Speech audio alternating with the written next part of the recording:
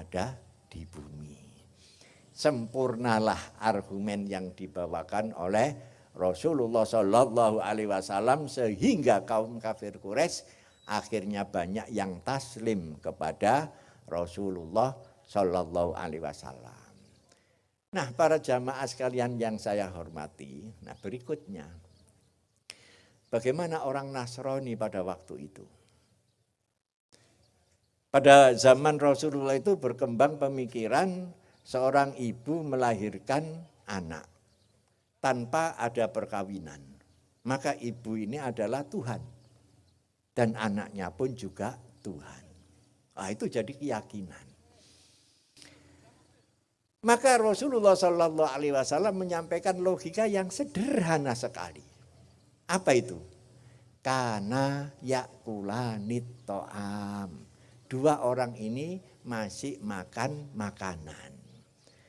Logika makan makanan itu gimana? Kelihatannya memakan makanan itu mempunyai deretan cerita yang panjang. Kalau tidak ada makanan lapar, masa Tuhan lapar? Kalau makanannya salah, sakit perut. Wah, Tuhannya opname di rumah sakit HVA karena sakit perut. Kalau makanannya salah, bisa sakit dan mati, maka Tuhan mati. Nah, terus siapa yang ngurusi alam semesta ini? Seperti itulah logika yang sederhana sekali yang disampaikan oleh Rasulullah Shallallahu Alaihi Wasallam. Nah, para jamaah sekalian yang saya hormati, waktu saya sampai 6:30, tinggal 10 menit. Nah, sekarang berikutnya bagaimana orang-orang Yahudi? Yang paling ngotot itu adalah orang Yahudi, dan di mana-mana Yahudi itu paling susah diatur. Orang Yahudi itu yakin bahwa nanti akan ada utusan Allah yang terakhir. Maka dia itu haruslah keturunan Ibrahim. Kalau bukan keturunan Ibrahim tidak dipercaya. Nah, sekarang bagaimana Rasulullah membuktikan bahwa dirinya itu adalah keturunan Nabi Ibrahim? Ternyata Al-Quran sejak awal sudah menjelaskan. Nah, itu apa itu Ali Imran ya? Inna awwala baiti wudi'a lin-nasi lalladzi bi Bakkata mubarakan wa hudal lil alamin fihi ayatum bayyinatum maqamu Ibrahim wa man dakhalahu kana amina walillahi 'alan nasi hijjul baiti man istata'a ilaihi sabila.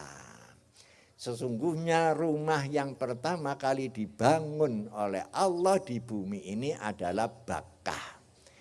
Bakkah itu artinya nangis. Nama lain dari Ka'bah. Loh, kok namanya nangis ya? Coba bapak-bapak, ibu-ibu yang pernah ke sana melihat Ka'bah nangis apa enggak? Kok mesti nangis? Itu memang Allah yang kasih nama Bakkah, artinya tangisan. Nah, Ka'bah. Pada Ka'bah itu terdapat tanda-tanda atau bukti atau bayyinah. Bukti tentang apa? Tidak lain adalah Nabi Ibrahim dan keluarganya. Coba kita lihat. Fihi ayatum bayyinatum maqamu Ibrahim. Di sana ada makom Ibrahim. Makom Ibrahim itu telapak kaki Nabi Ibrahim ketika membangun Ka'bah. Itu menjadi bukti dan semua orang di Jazirah Arab meyakini itu adalah telapak kaki Nabi Ibrahim. Ketika itu Hajar bersama Ismail kehausan cari air. Sofa Marwa 7 kali. Kenapa kok 7 kali? Wong sudah tidak ketemu kok diwariwi. Ini supaya menjadi cerita yang nyantol di hati masyarakat. Sehingga sa'i itu dikerjakan sejak zaman sebelum Islam. Orang sudah sa'i, sudah tawaf gitu ya.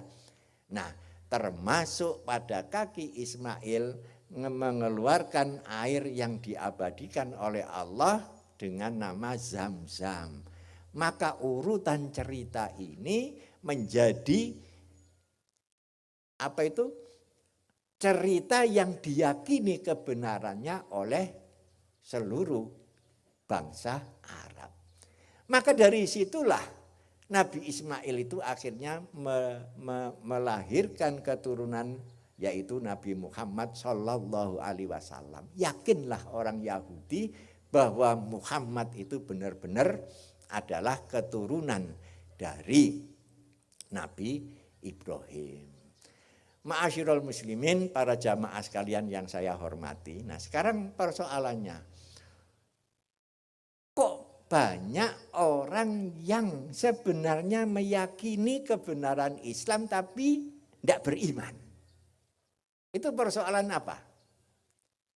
Persoalannya tidak lain adalah ketakutan kehilangan kekuasaan. Contoh, Abu Jahal.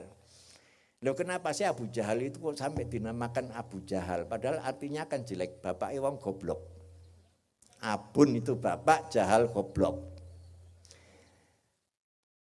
Ternyata ceritanya itu dari Abu Dzar Al-Ghifari. Abu Dzar Al-Ghifari itu kan orangnya tempatnya jauh dari Mekah.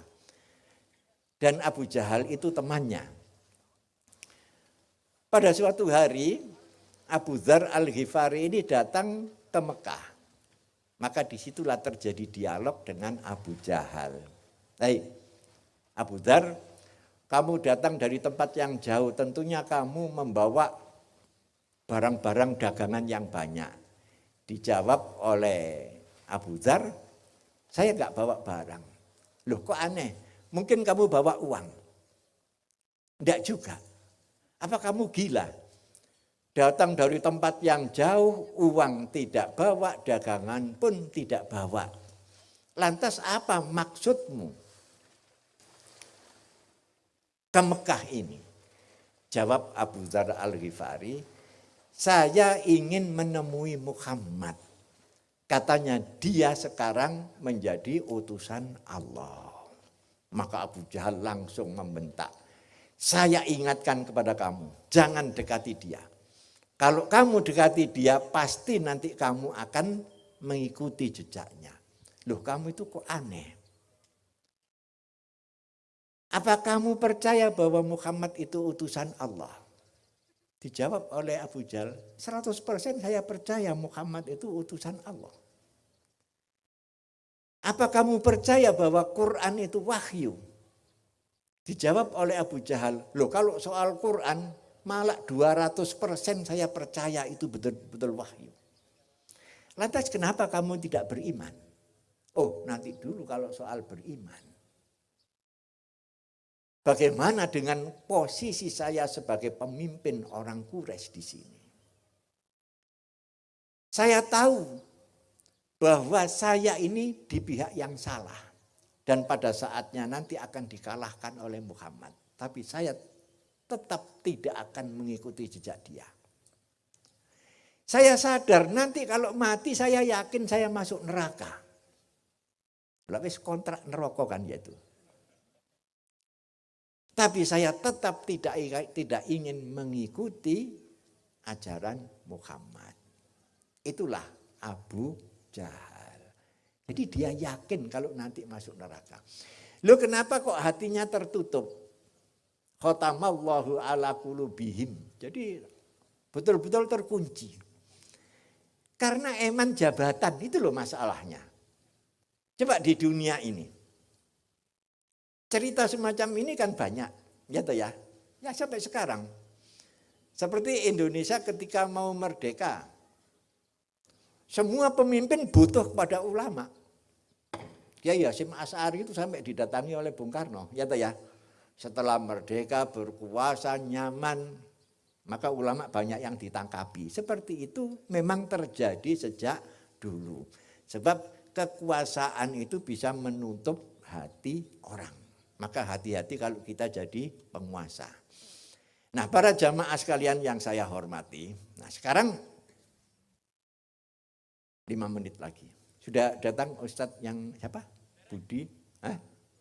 Berarti dilanjut. Oh gitu ya. Tolong nanti kalau sudah datang saya dikasih kode ya. Nah, itu Abu Jahal.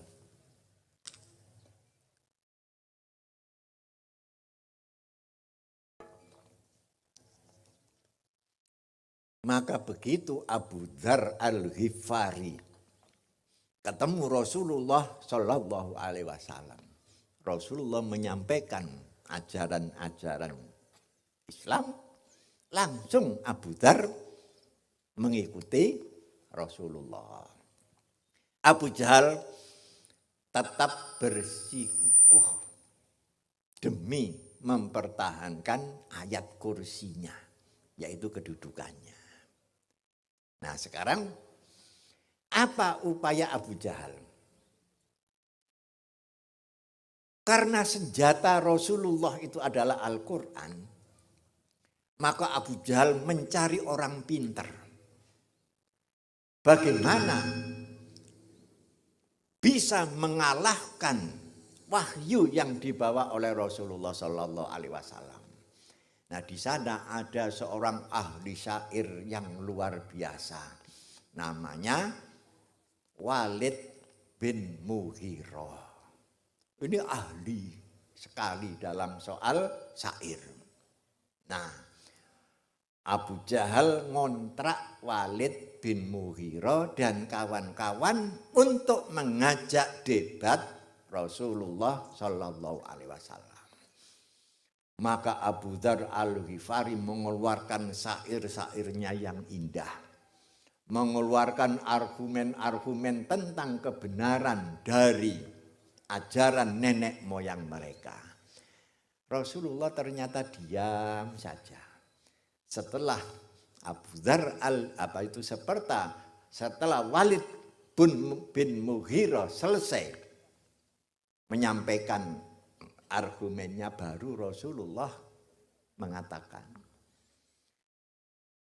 saya tidak mendebat kalian. Sekarang dengarkan saja, ini wahyu yang saya terima. Maka Rasulullah Shallallahu Alaihi Wasallam membaca surat Sajadah. Alif Lam Mim Tanzilul Kitabi Minallahil. Coba siapa yang hafal surat Sajadah? Tanzilul Kitabi Minallahil Azizil.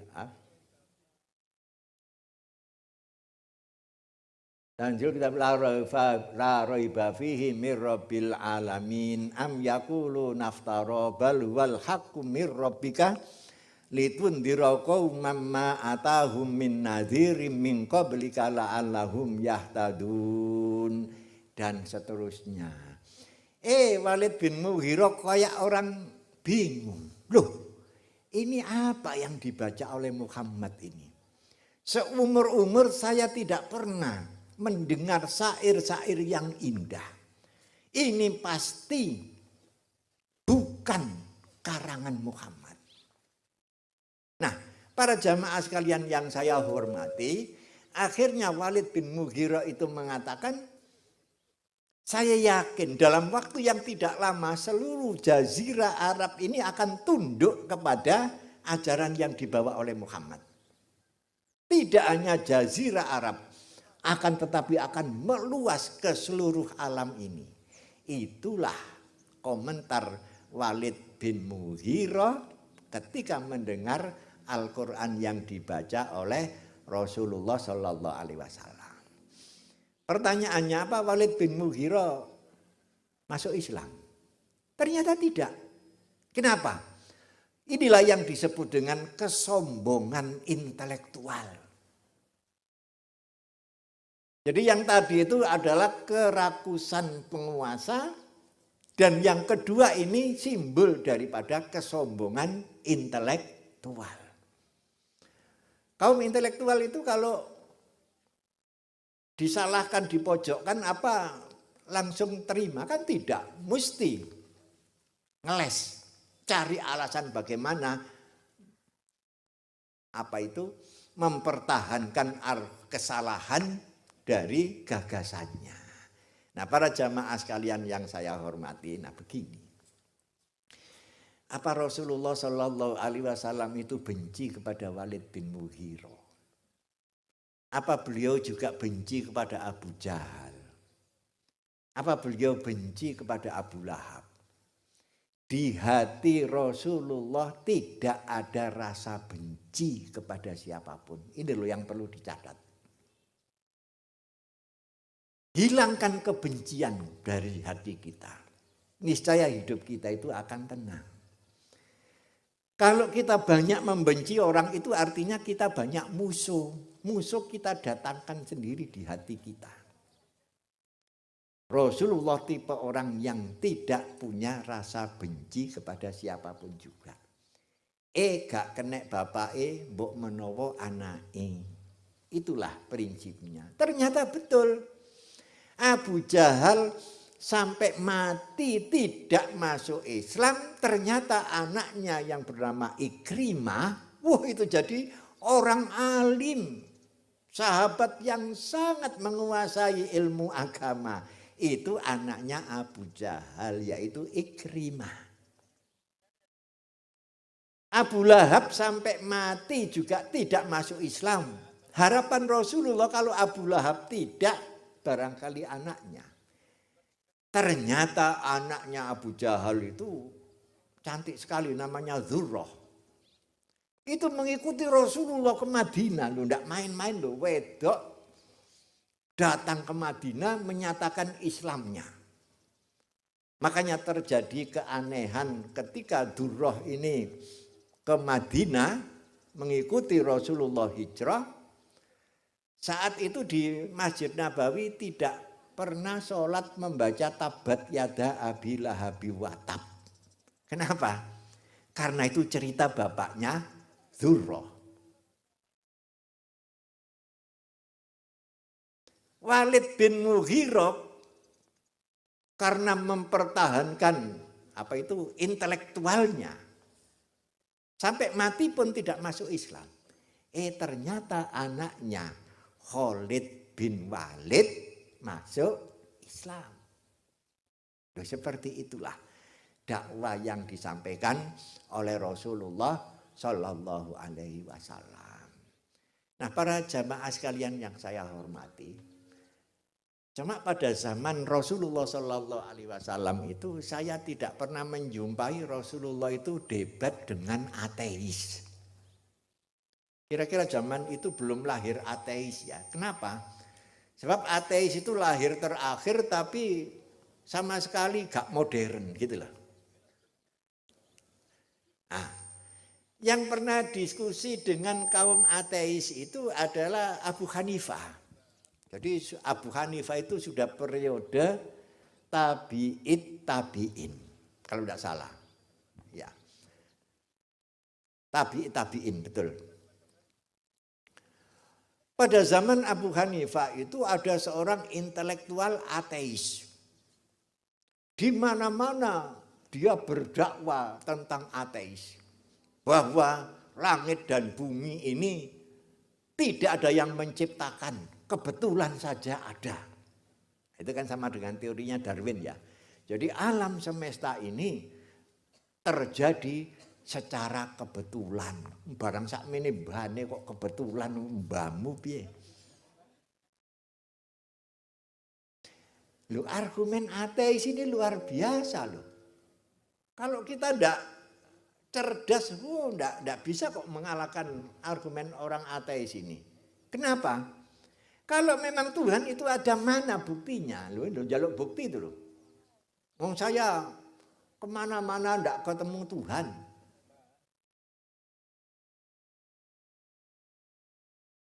Kalau zaman Nabi, zaman Fir'aun itu kan di sana ada pengakuan Tuhan, ya toh ya, yaitu Fir'aun sendiri. Nabi Musa gampang saja mengalahkan. Apa itu? Allaha Rabbakum wa Rabba abaikumul awalin. Allah itu Tuhanku dan bukan Tuhan kamu dan Tuhan bapak-bapak kamu sendiri. Dari situ saja pengikut Fir'aun banyak yang menyembunyikan imannya. Jadi takut menyatakan imannya disembunyikan. Percaya kepada Tuhannya Nabi Musa. Kenapa? Begitu Tuhan kamu dan Tuhan nenek moyang kamu, maka orang Bani Israel sudah berpikir, loh kalau begitu Ada Tuhan balita nanti. Wong Fir'aun yang Tuhan ini dulu asalnya bayi. Berarti ada Tuhan balita. Nanti akan mati. Berarti Fir'aun bukan Tuhan. Seperti itulah. Nah, maka Abu Hanifah pun didatangi oleh para ulama pada waktu itu. Wahai Abu Hanifah, ini ada orang ateis memperkenalkan paham baru di mana kita semuanya tidak bisa mengalahkan argumentasi mereka. Apa jawab Abu Hanifah? Saya akan berdebat dengan dia. Tentukan waktu pagi sampai jam 2 siang kita berdebat. Maka waktu ditentukan gitu ya. Begitu waktu ditentukan orang banyak berkumpul. Abu Hanifah tidak datang-datang. Maka wah si ateis ini pidato luar biasa. Orang dicuci otaknya. Tidak ada yang mampu menjawab. Sambil melihat waktu, ini di mana Abu Hanifah ini? Katanya nantang saya untuk berdebat. Kok enggak datang? Berarti dia takut berdebat dengan saya. Sampai kira-kira jam 12 enggak datang.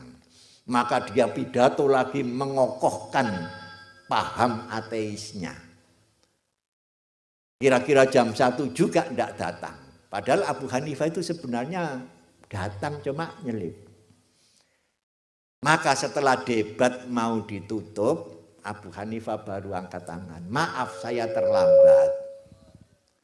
Rupanya Anda takut berdebat dengan saya. Tidak, saya memang tadi terlambat. Saya datang dari tempat yang jauh, saya harus nyebrang kali. Tapi kalinya banjir, saya tidak bisa renang. Maka saya duduk saja di pinggir kali. Tiba-tiba ada pohon besar tumbang di depan saya. Pohon itu lalu membuka, ada yang seperti tergeraji jadi kapal, jadi perahu. Kemudian tahu-tahu ada dayung sendiri di situ. Tahu-tahu perahu ini membawa saya sampai ke sini sendiri. Saya tidak ngerti, tahu-tahu ada. Apa kata orang ateis ini? Ini orang gila.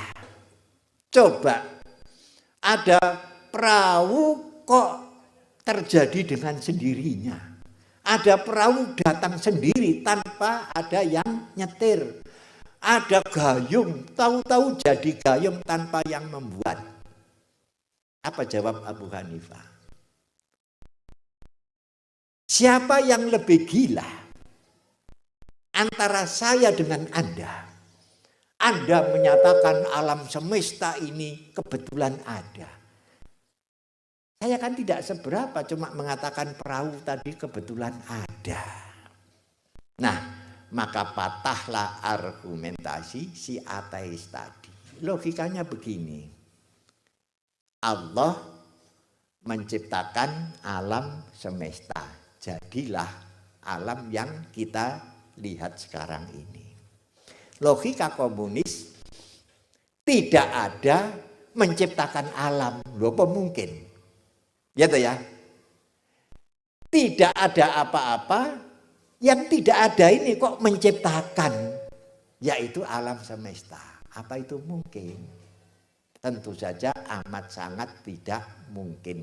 Inilah logika ateis yang dikalahkan oleh Abu Hanifah. Nah, para jamaah sekalian yang saya hormati, rupanya belum ada kode, saya teruskan ya. Nah, selanjutnya.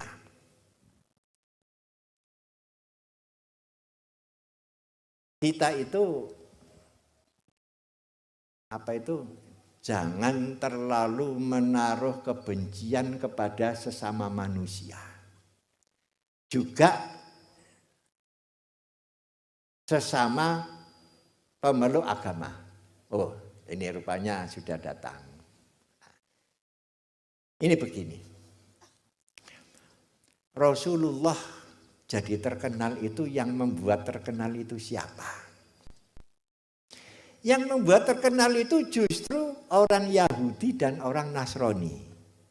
Singkat saja, barangkali bapak-bapak, ibu-ibu pernah mendengar cerita Bakhiroh. Ya toh ya, Bakhiroh itu kan pendeta Nasrani.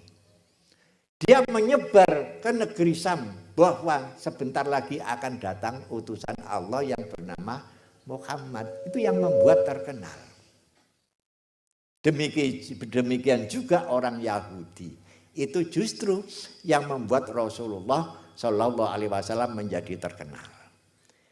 Dan yang juga membuat Rasulullah terkenal orang yang membenci Rasulullah. Loh kok bisa membenci jadi terkenal?